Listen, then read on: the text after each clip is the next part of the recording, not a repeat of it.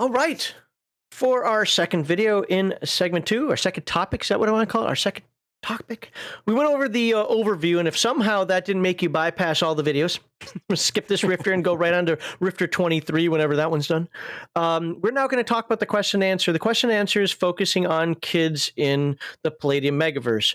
Again, the two that I harp on is because I know it asks about cybernetics and M.O.M implants. If you don't know what M.O.M implants are, that's for riffs. Basically, you put metal electronics inside somebody's brain to, activate the full potential of the brain and give them more power. That's what you want to do to your eight-year-old. That is not child abuse at all. You know what? You want your kid to have a better life than you, and the only way you can do that is by increasing his strength, increasing his dexterity, maybe giving him a psychic power, and having him slowly go insane.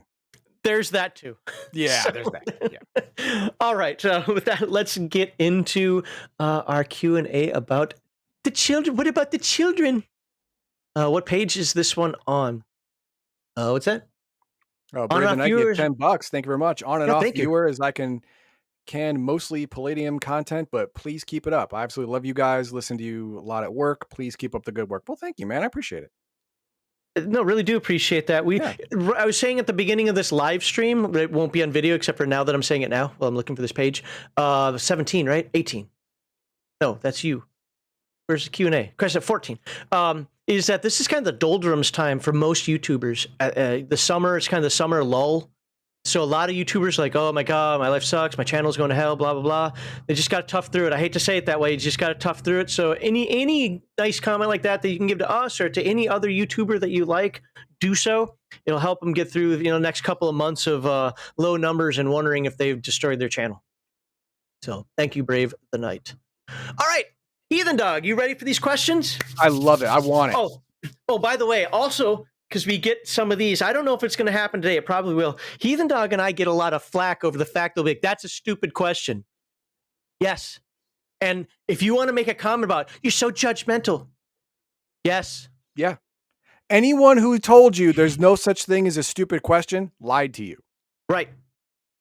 There's one time when there's no stupid question. And that's when you're brainstorming, because what is the whole point of brainstorming? Eliminate the dumb crap. Yeah. Right there. So, yeah, and now, are we a bit hyperbolic about it? Of course. Some of what we do here is entertainment. But usually when we say it's stupid, it's because just make a ruling. Why is this such a big deal? I can't remember what one of them was. One was like, how fast can you swim wearing full plate mail armor while underwater we're holding a bag of rocks? Like, what? That's not a question. Stop it. I would just have you die because you're too dumb. Right. You Darwined yourself on that one. But anyway, okay, let's go. Okay. All right, Heathen Dog. I noticed that children have a naturally high level of PPE and are more open to the supernatural. My question is, can they also use techno-wizard devices? I'm not even gonna look. Yes, because that's what techno-wizard devices are for. Am I right? Yeah. Yes. Okay. They can use techno-wizard devices and can even be taught how to fuel them, providing they have enough PPE. I hate this answer. I hate it with a passion. Why is that? Because it requires the children to know how to focus and transfer their PPE into the device, and that should be only for spellcasters and psionics who already know how to do that. So would you be more approving of an answer that said, and if magically inclined, be taught how to fuel them? Yes. If you are a leveled spellcaster or psionic, no matter what age you are able to fuel this. But yeah, kids have more PPE. Great. But they can't use it because they don't know how. So no, I hate this answer. I hate it. It's wrong. It's objectively wrong. Yes, we are now. Hey, Riffs Africa, baby. Just saying. Yep. Sorry. How many people are looking to play as kids in a Riffs game? Look, people play kids in all types of stuff. Like the Alien RPG has that as a core character class, just as an example. In Chaos Earth, they have the first rules for children spellcasters, because in Chaos Earth, magic was higher than in normal Rifts. It was right after the explosion of the rifts. Magic was much higher. Even people not trained could use spells subconsciously or unconsciously. And a lot of these people were kids. So it gave rules for that. But current day rifts, no, you have to be trained. Okay. Hopefully my noise gate is working. Apparently my neighbors are mowing their yard right now. Yep, we can't hear a thing. Okay, good. At what point do children lose their natural magical abilities, like the ability to use Techno-Wizard items? Wait, stop. Didn't we just... I'm confused now. Why? So they can... I thought Techno-Wizard items could be used by anybody. No. No, okay, no. Actually, actually my answer, I understand why you agreed with me, but actually my answer for that previous question was wrong. I was misreading that. I was going back to what we talked about a couple weeks ago with that whole rifle thing. You just replaced the Techno-Wizard E-clip with the regular E-clip, but guess what? That regular E-clip is no longer a Techno-Wizard item. So yep. I get it now. So going back to this, now I'm even more in agreement with that, with Heathen Dog saying WTF, because you have to charge it. And a child isn't going to know how to push his PPE or ISP into a specific item. He's not going to know how to do that. But why would a child be able to use a Techno-Wizard item, even if taught how to push that PPE? But let's say he's not magically inclined. Why would he be able to do? Then he can't do it. Only the magically trained can move their PPE where they want to move it. That's I understand. That's how you learn how to do that. Right. Everything Heathen Dog said, I understand. Everything this article is saying, I'm kind of confused on. So once taught how to use a Techno-Wizard device and how to direct one's natural PPE into a Techno-Wizard device. So there's a two-step process there. Yeah, and then guess what? You're a wizard now. The individual can do so for the rest of his life. However, the individual may not have sufficient PPE to use all or even most Techno-Wizard items once he becomes an adult. Generally, children lose their magical aptitude when they go through puberty. For humans, that's between the ages of 12 to 15. Well, that's messed me in the early 2000s, because now it's like 7 to 10 if you... I know. It's weird. Let's see, during this time, most children see their PPE drop by 10%, and each year, 40% total. Wow, 10% each and every year. Wow. At ages 16 to 20, PPE levels out and remains constant until age 21, when it drops again because, you know, once you turn 21, you can legally drink. You drink all the PPE away. Yep. All right. I'm not going to read the rest of that because you've got it, unless you really feel that that's... Well, no, actually, I think this paragraph's important. Those who don't pursue an occupation practitioner of magic but are lucky enough to retain a high PPE reserve are able to continue to use Techno-Wizard items and other magical devices that require the user to pump in his own PPE for activation, but only if the character has sufficient PPE to do so. Does that conform with what you were thinking? No, I'm also saying that without being a practitioner of magic, you can't pump PPE anywhere, but if you got lucky and all those percentage loss rolls were low, you rolled low numbers and you have more than 10 still when you're an adult, then if you learned how to do it as a kid, you can still do it as an adult because you have enough left. But it goes right back to the basic idea that an untrained child can do it at all, which I disagree with completely. Okay. So it's all by the way, based on folks, remember, I'm not the Rifts guy. I do After the Bomb and Robotech. Okay, so a lot of these questions to me, sometimes they seem to make sense, sometimes they seem to don't. That's why he's the Rifts guy, and also our community and chat right there with all the Rifts answers.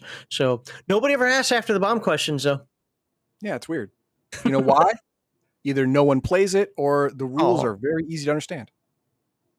Well, I'm good with number 2. Okay. Okay, anyway, you can read the rest of that. It's pretty big on the screen there. So let's move on to the next question. No. Okay. At what age is a character considered adult in Palladium fantasy? Well, it depends on the race, I imagine. Well, that's a long answer, and I think generally this varies by race and location throughout the Palladium world, but with many rural cultures, it's when the child is considered old enough by the rest of the community to pull their own weight. Uh-oh. In urban generally areas, 16 or 17, bull crap. This is Palladium fantasy. A farmer in Palladium fantasy starts farming at 12. Well, And, let and me then as double soon concur as that. puberty hits, like 12, 13, 14, he's bailing But hail. Bailing hail. well, I was Bailing, baling hay. yeah. Yeah, I was Hey, baling yeah, hay bailing. earlier than that. So, Yeah. but yes, here's the thing. I think that most of these games, not just Palladium, try to have more modern sensibilities because they get into that PDF file word that makes people feel really uncomfortable. But when you look at history, first things first. At what age does a Jewish child go through the bat mitzvah? Was it 13? I thought it was 12, but it might be 13. Either way, that's still earlier than 16 or 17, right? Yeah. And Okay. culturally, he's considered a man. Yes. She's considered a woman.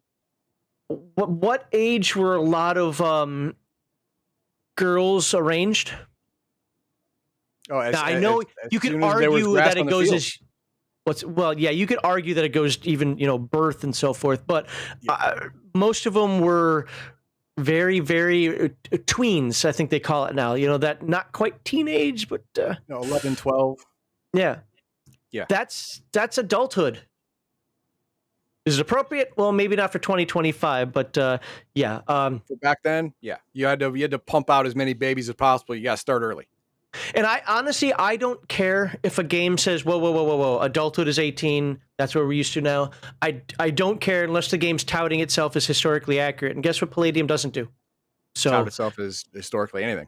right. So if you want to say 16 or 17, I don't have a problem with that. Next is in urban areas, the age one is considered a man is generally higher, as those undergoing apprenticeships are not considered adults, or at least not completely productive citizens. Apprenticeships generally start between ages of 12 to 15 and ends between 18 to 21 in most crafts.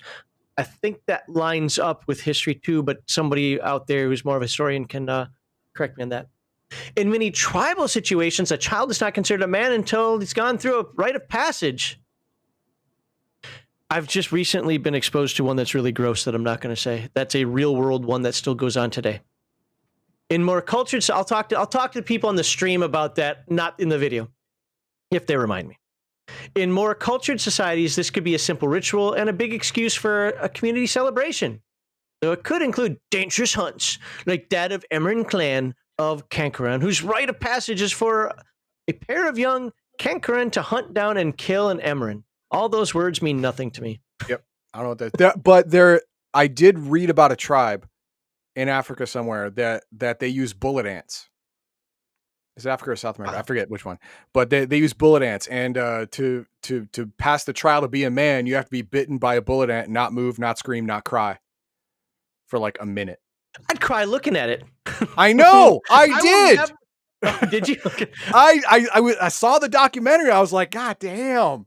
No, it's you know how guys see another guy getting kicked in the crotch and go because they kind of feel it a little bit. I saw that bullet ant hit this kid, and he was a kid, and him trying not to move, and I'm like, God damn, I feel that. That's no, I don't like this. I don't like this at all. Yeah, and Kokushuko, yes, you're right. You know which one I'm talking about. We're not gonna bring it up on the video portion of this though. So where are we here? As for drinking age and other social or cultural activities, once a child has come of age, is considered perfectly acceptable no matter what his age, and in some societies may be acceptable to those who are still considered children. Yeah, French and Germans have wine at the table, so It's watered down, but still drink it. I think it's called a Radler in Germany, if I remember correctly. But I might be mistaken with that. I lived there 11 years, and I don't remember any of the terms. Remember nothing. But modern West, I'm not going to go through this. It gives you the idea of what to consider. It says, even in the real world, drinking age varies. While drinking in most United States 21, some parts of the world, it's only 18 or non-existent. So, all right, here we go. What is the minimum age for a character to receive bionic or cybernetic augmentation? Technically none. There you go. You don't even need the rest after. Nope, you don't. The rest of these words are just taking up space. Just filler. Cybernetic implants can be implanted at any age. In fact, most city rats are teenagers, commonly ranging in age from 12 to 19. Artificial prosthetics and internal organs can be fitted to children of any age, though they may need to be modified and surgically replaced at regular intervals to adjust for the child's growth. No! I said before, I'll say it again. I want the kid that got it at age 4, has a full-size arm here, and has a Tyrannosaurus Rex arm over here. Sucks to be you. You know what? We spent the entire family budget on that, and we didn't save for later.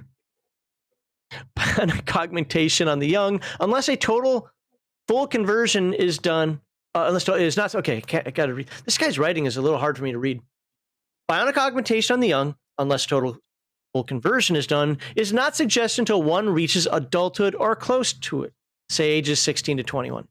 Who the hell is going to full conversion a kid? Dude, oh my God, the rampant insanities that will ensue is do we crazy. need to talk about what's been going on for the last 10 years in Western society? Yep. Full conversion tranny. Yep. It's insane. It's absolutely insane. Doing a full conversion cyborg to a kid, they're never going to go through puberty because puberty is a physical response, and you took away their sex organs, so they're never going to be an adult, not a real adult. You're going to be a bunch of Neverland zombies. That's what you're going to have. Juicer hormones will fix all that. Juicer hormones. Remember, you are only a brain, a spinal cord, and maybe a lung. That's all you got left when a full conversion happens. Mm. So I'm sorry, man. You're just screwed. Beautifully metal. However, while bionic conversions and serious augmentation is not recommended for teenagers, not recommended. we prefer you don't do that. All it may do is stunt the character's growth or make him look disproportionate as flesh and blood parts of his body may outgrow the mechanical ones. It's on the emotional level, hidden beneath the tough metal exterior, where the potential trouble lurks for young cyborgs. And again, I'm not trying to be culturally, to do culture warrior stuff here, socio-political right now, but yes, this is what we're seeing right now. So you can look at the real world. How many people are on Xanax and Ritalin and Adderall and puberty blockers and whatever the heck else they're taking over nonsense of trying to become a Borg? That's right. That's what they're doing. That's my story. I'm living in the world where they're all trying to become Borgs. Nor are they able to handle the raw power that comes with being a partial full conversion cyborg. Teen Borgs. Sounds like a TV show. Borg. There it is. That's a comic book team right there. Yeah. Teen Titans suck. Teen Borgs. That's where it's at. Teen Borgs tend to be cocky, reckless, and aggressive. Well, yeah, because you completely jacked up their hormones. Many become bullies and thugs. Again, they're trying to find their way in this. They're in the social landscape of teenage years, and you just gave them infinite power. I know, right? I mean, power that before that would be indescribable to them, and now they have it. I was pushed over in the porta potty. If there's a Teen Borg around, he'd have lifted that thing up and shook it. Yep. Oh, man. See, many become bullies and thugs who use their bionics to intimidate, threaten, and hurt others to get their way or to impress chicks. I just know that's what it's going to say. It's got to be. It's got to be. Oh, those around them, chicks. Oh, chicks. Yeah, that's all that matters. Well, for the teenage Borgs, yeah, that's all that matters. The youth is already going through a rough time making the transition from child to adult. He's still searching for his place in the world and trying to prove himself as an individual. I'm not going to read the rest of this, but here's the serious part of this. I'm actually glad, even though we're kind of making light of this, this is true, and I think this is a lot of times things that people don't think about. If you're going to do something that is crazy, there's probably a reason why it's crazy. And more often than not, you can't put it into game numbers because it's psychological or it's emotional. And that has to be role played. Yeah. I mean, listen, if you wanted to make a child cyborg or put mom implants in an 8-year-old and you want to play that 8-year-old, I might let you do it. But it's not going to be what you're picturing. You are going to have more insanities more often because your brain is not just forming, it's forming under duress. So you're going to get a lot more problems than the normal crazy or the normal Borg. It's going to be bad. I'm going to star a couple comments. There we go. All right, let's move on to the next one. Okay. There we go. This is the one everybody's waiting. I want my kid to be a juicer. Oh God. What kind of What the parenting hell, is that? man? All right. What What about is wrong mom with these or people? juicer augmentation? Can they be done on a child? First things first. I understand it's a game, but what the hell is wrong with you? Seriously, man. I mean, Like, I wonder what dog shit tastes like. No, I don't. No, I don't. um, so I'll go my entire life not knowing, and I'll die happy.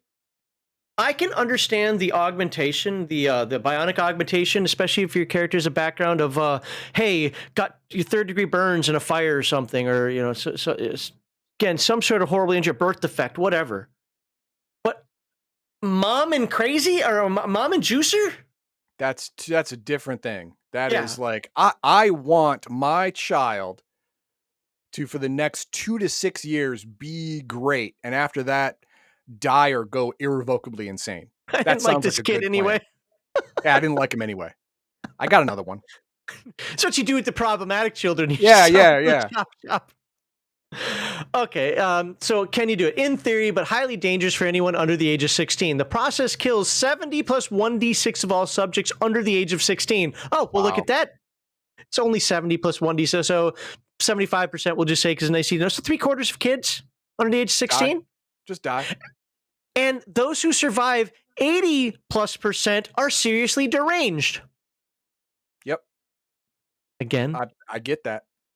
the problem is emotional maturity. The mom surgery itself takes a heavy toll on the developing brain, while the chemical bombardment on the undeveloped body of a teen child sends it into trauma and convulsions. You turn into David Duchovny. Then the newfound power and abilities are more than most adults can handle. Besides, Yeah. unlike Yeah. A juicer tantrum is a lot worse than a regular tantrum. well, if dad's a Borg, maybe you Maybe he'll okay. be fine then, but still. Unlike cybernetics and bionics, which have medicinal application, mom conversions and juicer augmentation have only one purpose: physical augmentation for the explicit purpose of war. Well, here we go. We're back to the African No, warlords. no, I need my son to be a juicer so he can bale more hay Faster, faster. faster and better. That's the only way our family will survive. And years from now, we'll miss him. Juicer augmentation is especially morally questionable since the process ultimately kills everyone who receives it within 10 years. And even if one undergoes detox before death, the emotional and physical toll is more than most people can survive. Look, if I'm 30 years old and I go through the juicer stuff and I try to detox, chances are it's not going to happen, but it's going to be hell. But just imagine it's all you knew. This is like, crack baby sort of stuff, right? Imagine it's all you know. You started taking hard drugs at age 12. You're never going to be right. Never. No. Why would you want to do this as a player character? What weird sick fantasy? And believe me, I've played a lot of weird sick characters, necromancers and so forth. What kind of weird sick fantasy are you trying to live to do this? Okay, hang on, hang on. There was one player Uh-oh. who tried to game the system using juicer augmentation as a child. Now, there are rules in Palladium for adjusting stats with age. The younger you are, the less strong you are. Blah blah. You have like a strength of 5 or 8 or whatever, physical prowess of 5 or 8, something like that. But if you become a juicer and then immediately detox, if you started with low stats, they get bumped up to 10 to 12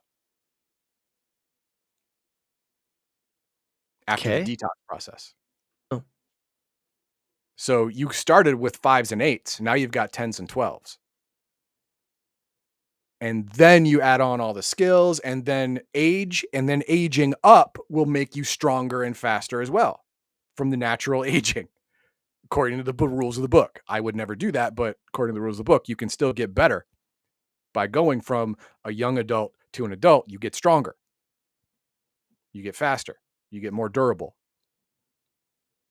Top that with the baseline boost you get from formerly being a juicer.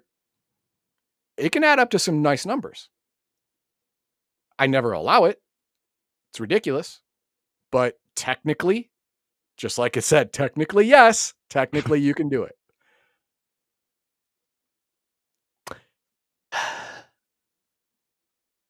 Maybe Heathen Dog's a little more right than I want to give him credit. Even though it's just a game, the exploitation of children and animals, and actually the elderly too, but that never comes up, really irks the crap out of me. All right. There we go. At what age do most psionic powers and special abilities develop? Puberty. Well, Next. what's that? Puberty. Next. Well, it says this can vary widely, very wildly. They're very widely. Okay, that just sounds funny to me. Very widely. Okay, from individual to individual, there are children under the age of 12 who exhibit psychic abilities or unique powers. However, most people do not begin to exhibit special abilities until, oh wait, what was the Heathen Dog? Puberty. 12 to 17. 1d6 plus 11. It's a weird math. Okay. Why most natural abilities don't awaken until puberty is unknown, but probably has to do with natural physiological changes that occur during this time of physical change. By the way, this reminded me of something totally off topic here, but if you make a comment and it's like, I don't know, 2027, you think I remember reading this? And you're like, oh, that math makes perfect sense. I'm just going to bypass your comment like it didn't happen. Timestamp it. I just, this last 2 weeks, I've had so many comments from older videos.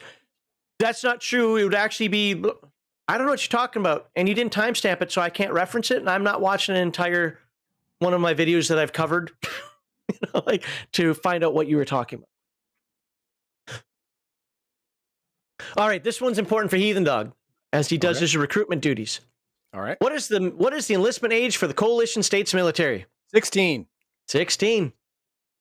Though those born in the wilderness and burbs may be able to enlist earlier if they look old enough. You know, it's like World War II. You know, people Yeah, snuck it's in. like you just say you're 18, right? When you're actually 13. But you grew up on a farm, so physically you look 18. So they're like, okay. They're not going to check too hard, right? They breed them good out there, don't they? Yeah. All right, in my campaign, several of the characters are female. Are there any rules for... Are there any rules for pregnancy? Why, dude? Why? Why even Stupid bother with question. that? There's no reason to have sex ed in your game. There isn't. Stop it. I don't have a problem with a character becoming pregnant, but why do you need a rule for it? Either happens or it doesn't.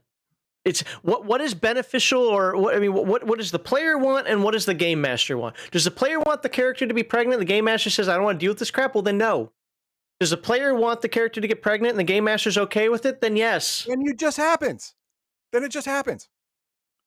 Or the character is being a whore and the game master wants to put a stop to that, but can't tell you stop being a whore. Gets you pregnant. Ha ha. Roe v. Wade's a long way away. I am going to read this paragraph, though, because more games need this paragraph.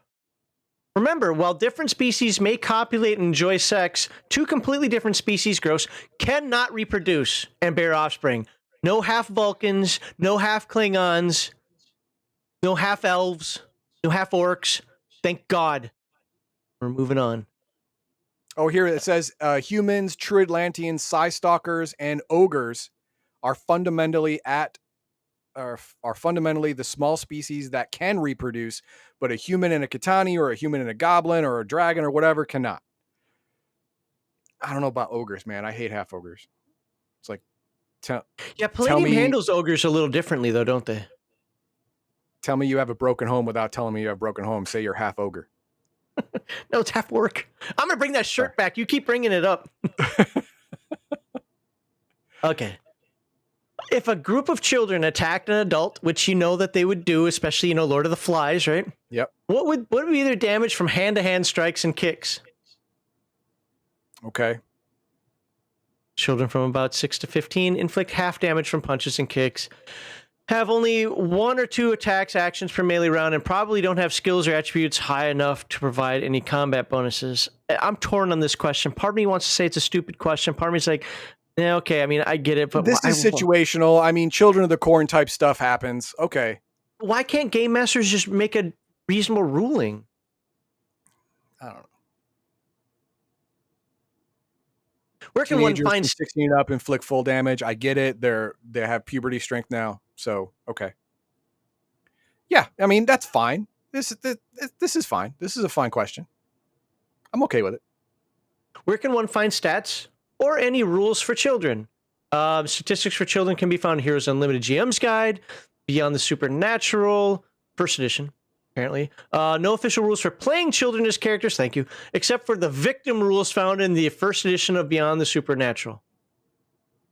They're not fully developed. Okay, so characters as young as 15 can be played as normal characters, but anything younger will need an abridged OCC or may not even have an OCC at all. Plus, as noted in the answer to the previous question, they are less physically strong. They are not fully developed, so attribute dice rolls should be less for youngsters. 1d4 for children under the age of 6, 2d4 for kids 7 to 10, 2d6 for ages 11 to 15, and normal for 16 or older. That's a big gap between 15 and 16, but okay. There's a lot. I mean, I get it. There's a lot of growth in there. When did I hit my growth spurt? I hit mine at 14. You think mine was 15? Yeah, I grew like 3.5 inches in 2 months. I still have the scars on my skin from where it's stretched. Oh, did you got the stretch mark? I didn't. Stretch marks on both sides of both of my knees. There's a kid that when I was in Lutheran school and Sunday school and so forth, one year he was a short, fat kid. The next year, and I'm telling you, remember, Sunday school is just as long as the school year, so we're only talking a 3-month difference. Mm-hmm. We do the next year, which I think was 6th grade or whatever. I was like, who's the new guy? I'm telling you, he grew like 6 inches, lost all the weight and so forth. They're like, that's Tom. What?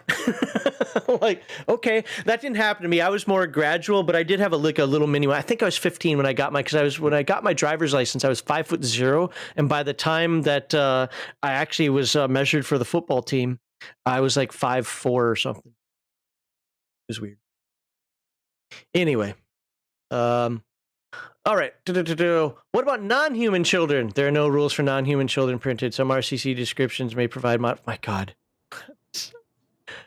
I'm sorry for being this way, folks. If you're watching the video like, oh my God, not taking it seriously, it's because these are not questions that are going to be common. These are niche questions that are going to come up once every 100 games. And should be just simply adjudicated by a rational game master. Yeah, adjudicated by the game master at the moment is fine. These don't need, concrete rules. Do children have any special abilities or bonuses that are not in adults? Now, this one's kind of interesting. Yeah, generally, do kids, other than PPE, do kids have anything that humans? Yeah, do kids have things that humans don't have? Children generally have no special abilities or bonuses, but their childlike innocence and lack of life experience may make them more open to the supernatural and magic than adults. So that's thematic, not a rule. Right. As well as being more receptive to new ideas and deception. Dude, my mom could trick me with gullables not in the dictionary. I was the most gullible. It's probably why I'm so skeptical now that I don't trust anybody or anything ever. Because your mom lied to you so many times growing up, it formed a core memory.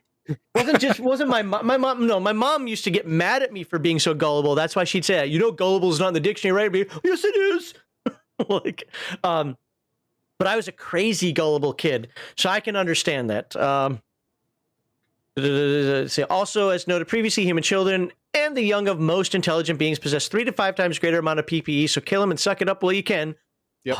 Also, they are more open to the supernatural. So in Beyond the Supernatural, especially, they'll be able to, if not see ghosts, feel them when they're around. Yeah. Stuff like that, just because they're kids. I see dead people. Yes. I'm setting up an adventure where an evil wizard is to sacrifice infants to gain PPE. Now you're talking. Why are you? All right. Sorry. Go on. He's evil. I'm okay with this, but I also run darker games. How much PPE does an infant have? Human infants start off with 4d6 to 5d6 PPE. The only reason I don't like this question, Heathen Dog can correct me on this one. Isn't this written in the book? I thought these rules were in the book. For kids, I don't know if it's specifically infants, but fair. Okay, it starts with children, not infants, which is that's different. fair. I would just treat infants as children, But okay, you're asking the question here. So 46 to 56 PPE. Some non-human races may have even higher amounts of PPE for their infants. Question for you, Heathen Dog. Yep. When I do something like this, I don't pay attention to PPE costs because I don't care. What I do is I say it's going to take him 5 rounds to summon all the energy he needs to cast the ritual spell. The players have 7. The player characters have 7 rounds, or whatever rounds, right? Whatever number of rounds to Yeah, fix this action. yeah. I don't do it by a specific PPE number. Yeah, To me, here's the thing why this doesn't matter. Again, because number one, sacrificial magic is only used by evil NPCs. If it actually says in the book, player characters can't do it. It's only for NPCs. And if so, he does say here, evil wizard is sacrificing infant. Yeah, I know it says evil wizard is sacrificing, but it also says in the book that you can't use sacrifice magic if you're a player character. Yeah. It's stupid. But that also means that only an NPC is doing it. It's an event. It can happen however quickly or slowly that the game master wants it to happen. Yep. That's it. So there's no point in this question. It doesn't matter. It takes, like you said, however long you want to take it. You want to take 10 rounds? He's got to stab 10 babies. Okay. 1 baby per round. Okay, well, that's it for the questions. I mean, there weren't a lot of questions, thank God. But these Q&As for me are so hit and miss. Some of them are just absolutely awesome. Some are a few good questions there, some dumb ones, and then some like this one. Maybe 1 or 2 of these were actually like meaningful questions, and the rest were just game masters. Take more agency of your game. Yes. Come up with your own decisions. Remember these 3 words. You need to be fair, reasonable, and consistent. Everything else is just make it right. This guy says, I'm setting up an adventure where an evil wizard is to sacrifice infants to gain PP. So he's creating the adventure. All right? From there, he should already have a vision in his mind. Maybe roll a timer die. Just roll, I don't know, 2d6. And that's how many rounds the players have before all the PPE is drained, and how many infants they can save or something. Or just have a number, or just have it play out based on what the players do. I'm not saying that now that this is written down, you shouldn't use it. I guess it's over there. You shouldn't use it. What I'm saying is a question like this, and this is why we say some are stupid, is like, you're the game master. Just be fair, reasonable, and consistent. Yeah, you can kill 1 baby per round, and you have to kill 5 babies to make the spell work. That's all you got to say. 15 seconds to drain a baby. Well, no, I mean the whole process of doing it, cleaning the blade, reconsecrating it, and then stabbing the next baby. I would think it would take more than 15 seconds to drain a baby, but I might be wrong. Well, no, you're not draining it of blood. You're draining it of energy. It's faster. Yeah, 6 and 1, half dozen. Okay. Well, we got some starred comments. Yeah, I shot a couple. I don't know if you started any, but I shot a couple. Polyrobot talking to Polyrobotics. Are you looking forward to Spaceballs 2 as well? I don't know. Well, I started that one because I watched the trailer, and number one, great to see Mel Brooks is still alive. I didn't know. Really? 2, I want to look forward to it, but here's the problem. How many of the best characters in the movie are still alive? John Candy's gone. He's gone. Like, he's gone. What's her name? Played the voice for Dot. I forget her name. No, that's Dolly Parton. She's still alive. Oh, Joan Rivers. Oh, Joan Rivers. That's right. Yeah, that was Dolly Parton for a second. I'm sorry. I don't care about Daphne Zuniga. Never did. No, but she's fine. She's fine. I thought she was the worst part of the original movie. Well, she's not an excellent actress, but she was fine. I mean, she was told to play campy, and it worked. Dick Van Patten. He's dead. Yep. So I don't know, man. I don't know, but I do trust. I mean, if Mel Brooks still has his faculties, which in that little kind of mini interview that I saw, he still seems to, at 90-something years old, he's one of the best 90-year-olds I've seen. So go him. Good for you, Mel Brooks. Long life to you. And I hope this is a success. But with that said, I'm skeptical. But yeah. What about this one? Polyrobotics, the child was taught in the first question. I don't know what that's about. So it didn't say that though. I think there's an assumption there because you kind of made that assumption as well that you'd have to be taught magic. It just didn't say that. Now, Yeah. am I going to be so hyper pedantic to be like, what? You should have said no? I'm not. But for somebody like me who doesn't do rifts or beyond the supernatural, that's why I kept asking Heathen Dog, like, wait a second here, what's up? But it only says, I noticed that children have a natural high level of PPE and are more open to supernatural. My question is, can they also use techno wizard devices? Doesn't say anything about being taught. No. With that Didn't said, say anything. that's a great clarification. It is. You have to be taught. Yeah.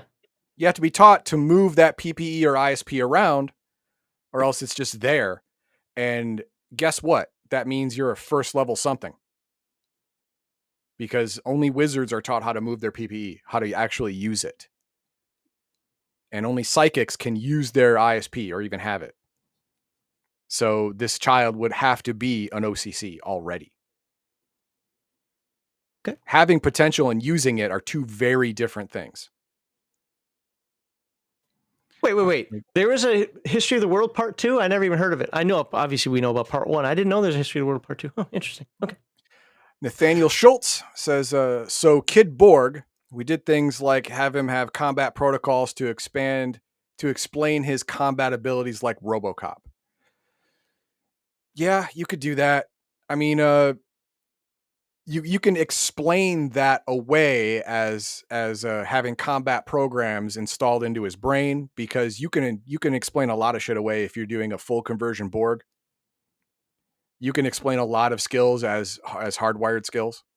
But if you want to go that route, you'd have to make rules about hardwired skills, because there are rules in the Palladium Megaverse, in Heroes Unlimited and in Phase World, where hardwired skills are at this percentage and never get higher.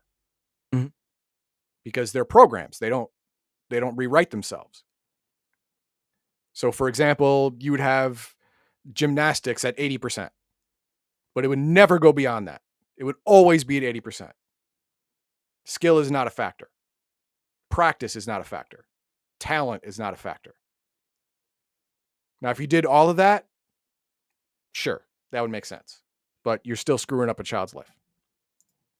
Real quickly to Malachi, I actually was wondering about that Malachi when I watched the trailer. That's interesting. Like, I was say, are they going to get Rick Moranis out of retirement? Because he's like, I'm done. I quit this whole Hollywood stuff. Wasn't it because he killed somebody or whatever? I can't remember. Maybe I'm thinking Matthew Broderick. Somebody. Anyway, but yeah, it was for family purposes for him. But yeah, so they got him out of retirement for this. You know what?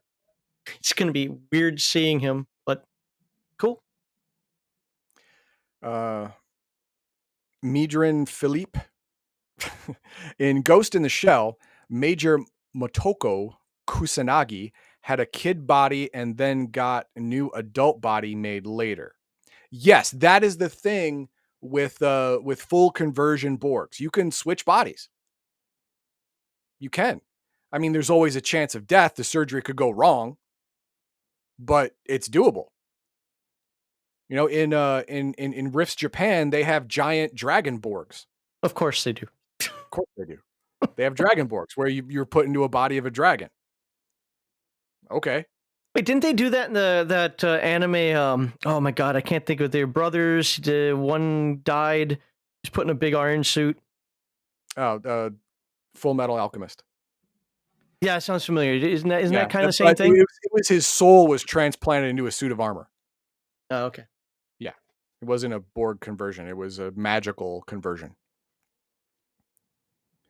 Omanal says this can get real dark with human sacrifice with the enhanced PPE. Yeah, man. I mean, it's if that's the flavor of your campaign, that the bad guy would sacrifice infants, just stab them, get all stabby on infants, then fine.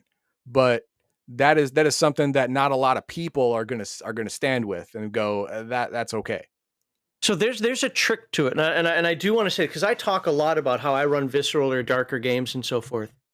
You cannot glorify it, number one, and number two, you can't overdo it. If you overdo it, it just becomes grotesque. It becomes there's a word for that. were you doing it for more like the lulls than anything else? You have to do when you do visceral stuff, and this is why I think I'm good at it, is because you have to hint at it more. You have to show it every now and again, and I say show, not tell, if, in terms of how you describe it, and then you don't have to do it again. Going with the anime theme that we've talked about a few times now, Goblin Slayer. Goblin Yeah, Slayer's first first, episode. yep, never First needed to see episode. it again. He murdered all kinds of goblin babies.